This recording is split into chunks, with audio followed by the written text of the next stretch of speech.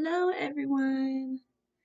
Today is November 13th in 2020, and the point of today's video is to talk a little bit about the integumentary system, or the skin system, as most people know it. So here is my little list of notes, my one page. Keep me on track.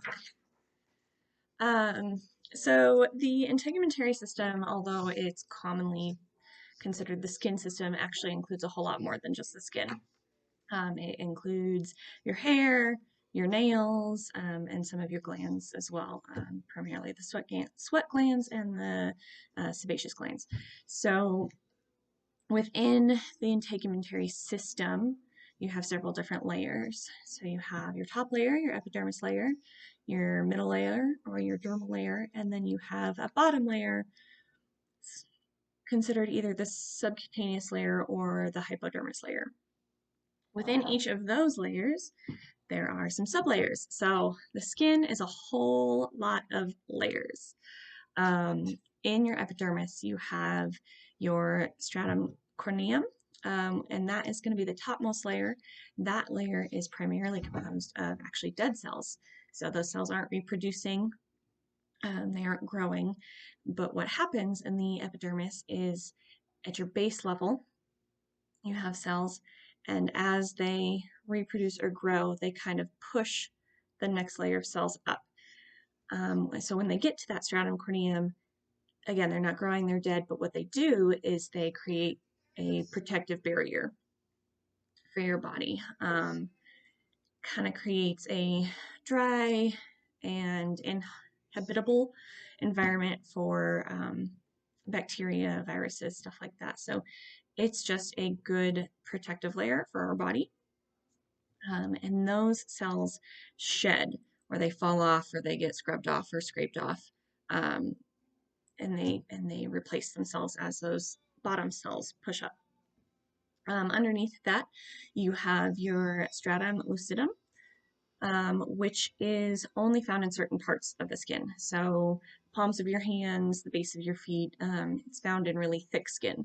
And it creates kind of a clear coating, which is why sometimes the palms of your skin, or the skin of your palms, or the bottoms of your feet can look slightly lighter in color than the rest of your body.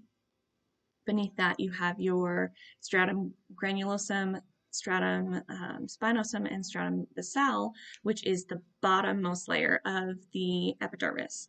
Now, the stratum basale is only a single cell layer, but it is an important layer.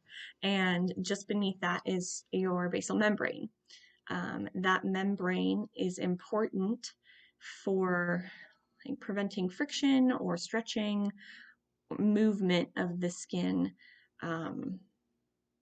when compared with the dermal layer.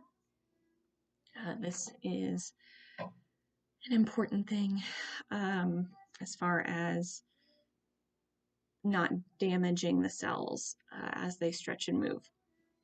So once you get underneath the epidermis, you go into your dermal layer, your dermis layer, which is composed of two sublayers. Your papillary layer, which is called papillary based on the ridges that it contains, which is how you get fingerprints.